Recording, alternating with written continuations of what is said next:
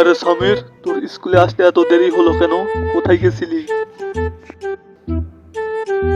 মানে স্যার, আমি তো পার্কে গার্লফ্রেন্ডের লগে ঘুরতে গেছিলাম, তাই আসতে একটু দেরি হলো আমার।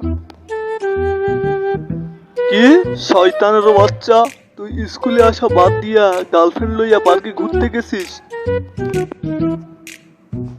আমার কি দোষ স্যার? সব দোষ তো আমার গার্লফ্রেন্ডের। আমার গার্লফ্রেন্ড ফোন করে বললো যে তুমি পার্কে এসো, ঘুরতে যাব। আমি বললাম যে না, আমি এখন স্কুলে যাব। তো আমার গার্লফ্রেন্ড তো শুনলই না, আমাকে বললো পার্কে নিয়ে যেতে। তাই আমি গেছিলাম, পার্কে নিয়ে গেলাম।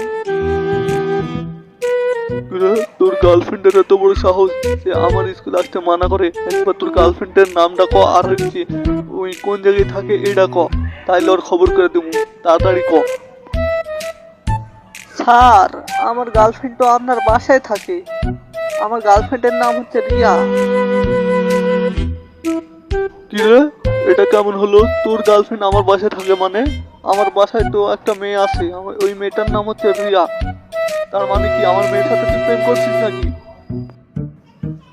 হ্যাঁ স্যার, এই তো আপনি ঠিক ধরেছেন। আপনার মেয়ে তো আমার প্রেমিকা। আপনার মেয়ের সাথে তো আমি প্রেম করি। কিরে শয়তানের বাচ্চা, তুই আমার মেয়ের সাথে প্রেম করিস? তোর একদিন কি আমার 2 দিন, যা হওয়ার হবে আজকে, থাম।